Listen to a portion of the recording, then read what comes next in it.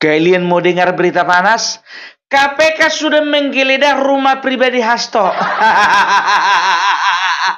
Anda menyaksikan Breaking News Kompas TV, saudara. Bersama saya di Ponterbahagia. Komisi Pemberantasan Korupsi atau KPK menggeledah rumah Sekjen PDIP Hasto Kristianto yang telah ditetapkan sebagai tersangka perintangan penyidikan suap pergantian antar waktu atau PAW buron politikus PDI Perjuangan Harun Masiku. Yang di mana? Yang di Bekasi. Berita ini dibenarkan oleh juru bicara KPK, Tessa Mahardika, yang mengatakan bahwasanya mereka sedang menunggu detail dari para penyidik yang sedang melakukan penggeledahan. Sirang kele gubah. Karena apa? Mana tahu apa bukti-bukti tambahan ditemukan kan begitu. Contohnya HP milik Harun Masiku yang kemarin ditenggelamkan. Catatan uang-uang itu diberikan kepada siapa? Baru yang ketiga, ada berapa HP yang pernah dipakai Harun Masiku ketika berkomunikasi dengan Hasto? Yang keempat, apakah Hasto menyimpan foto Harun Masiku? Entah apapun itu hasil penyelidikannya, hasil geledahannya, kita tunggu sama-sama. Ya, inilah makanya ku bilang kenapa dilakukan penggeledahan, karena Hasto mangkir dari panggilan. Makanya toh baru sekali kau dipanggil mangkir kau, alasannya persiapan ulang tahun. Ternyata selama ini mana buktinya? Kau bilang apa? Bahwasanya partai kami adalah partai menghormati supremasi hukum. Dipanggil kau mangkir. Jadi mungkin KPK ini sedang mencium ini aroma-aroma, mereka sedang susun rencana. Makanya langsung digeledah.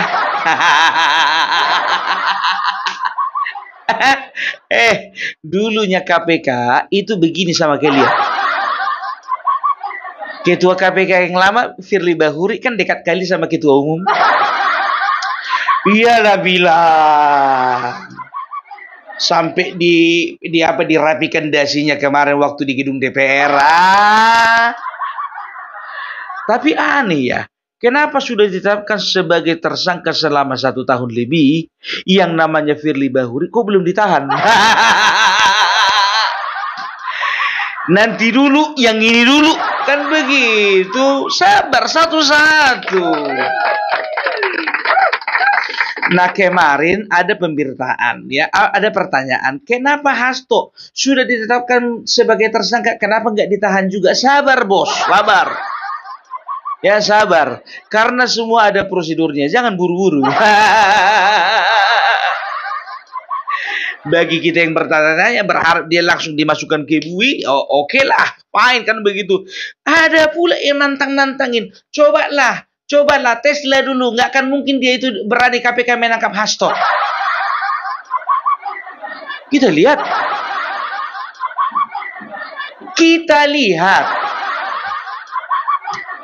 Pokoknya kalau sekali ini nggak bisa lepas dia. Dan juga Tessa Mahardika juru bicara KPK mengatakan, ya, kalau misalnya Hasto memang melakukan mangkir sekali lagi dari jadwal yang ditetapkan, maka kita akan jemput paksa. Jemput paksa. Kalau udah jemput paksa, berarti itu sudah dipersiapkan kian rompi oren dengan gelang besi.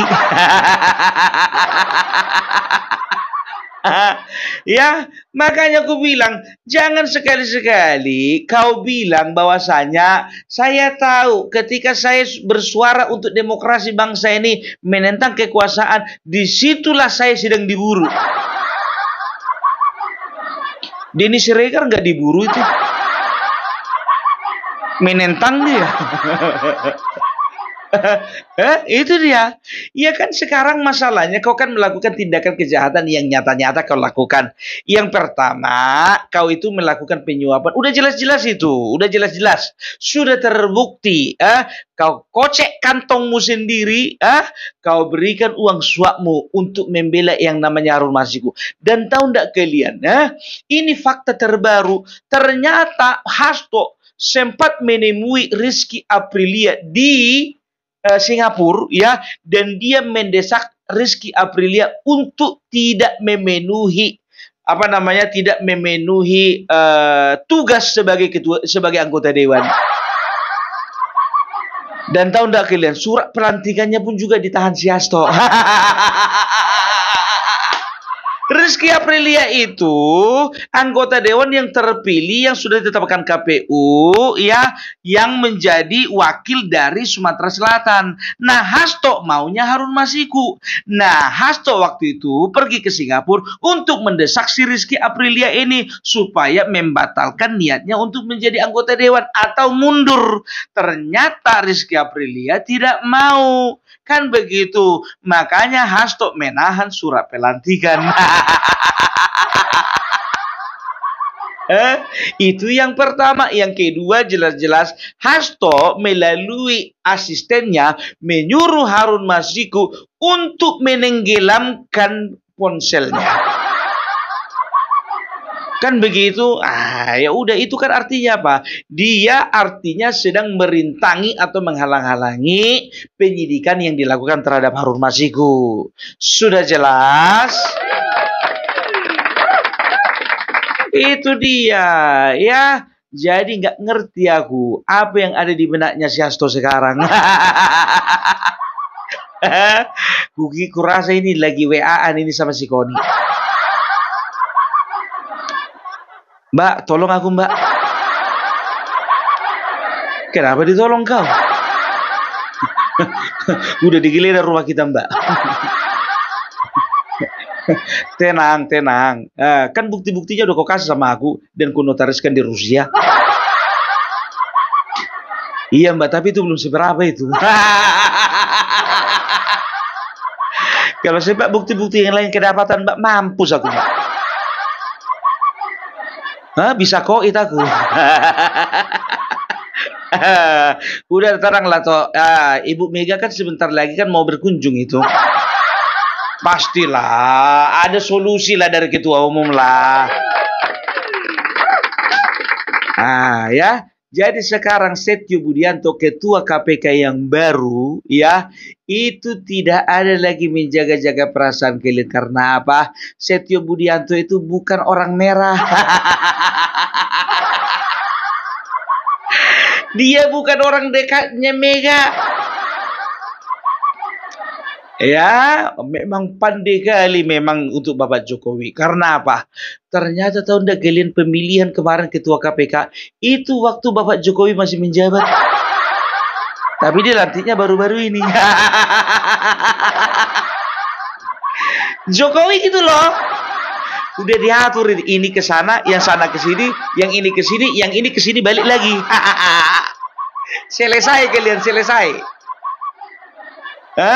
Ku bilang sama kalian, kalau misalnya Bapak Joko Widodo itu ada di militer, dia itu mewarisi spiritnya Jenderal Sudirman. Nggak kalian tengok kurusnya sama? Kurus-kurus lincah, wah.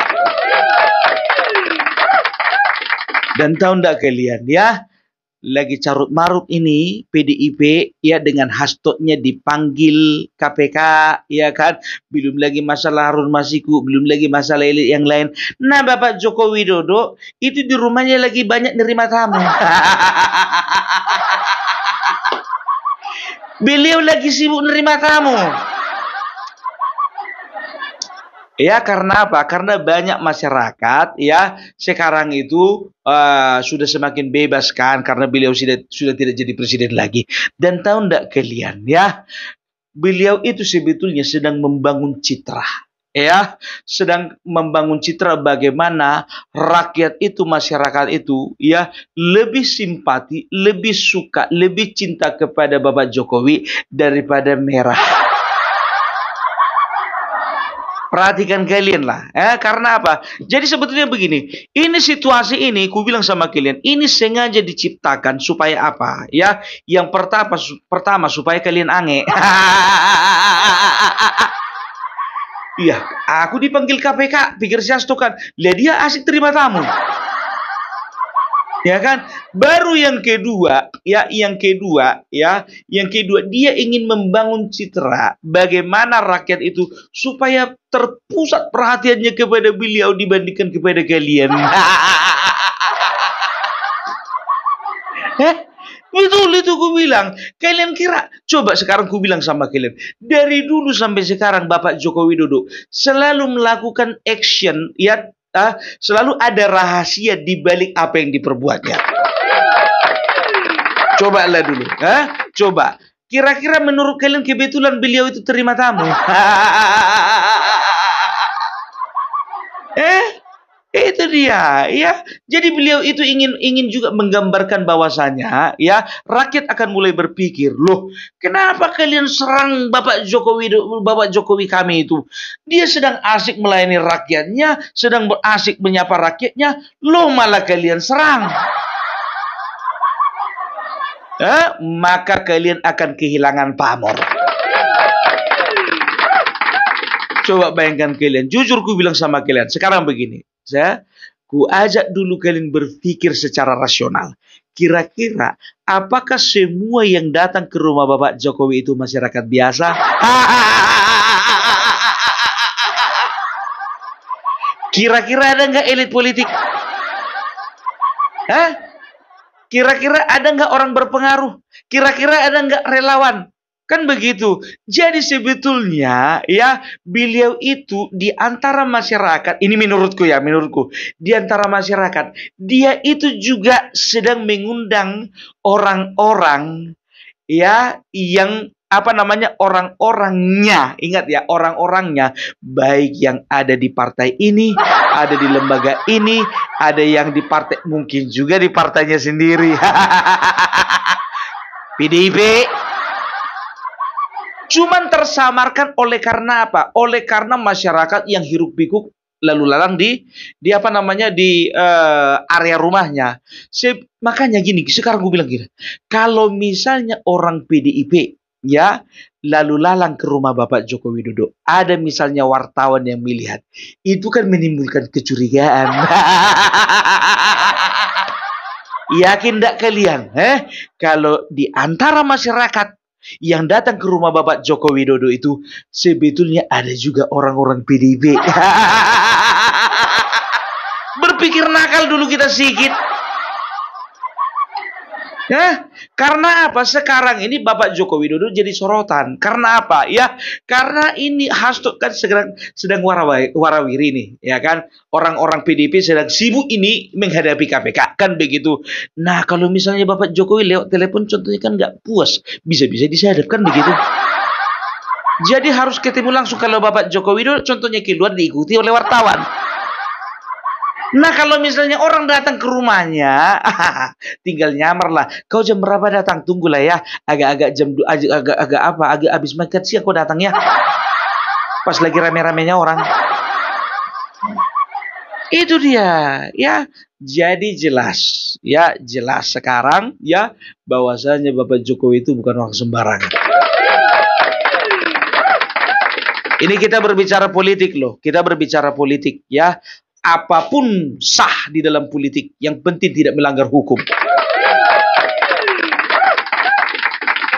Kau bilang punya daftar para pejabat yang melakukan skandal. Sampai sekarang kami nggak percaya.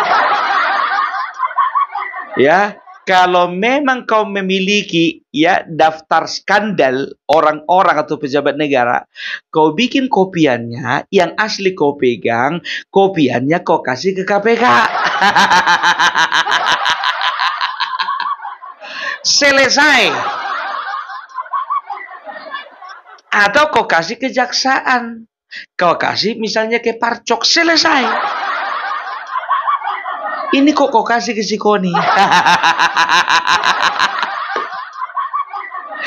Ya, jadi ya pokoknya anak ini ya ku bilang sama kalian sekali lagi nggak akan bisa lepas.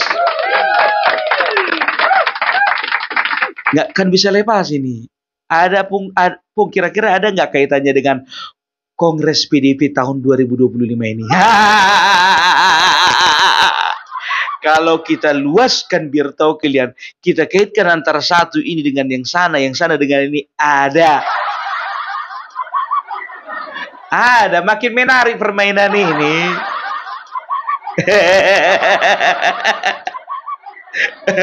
Ya, jadi mari kita saksikan sama-sama, oke? Jadi itu dulu dari Opung Parbelak. Salam NKRI, NKRI harga mati.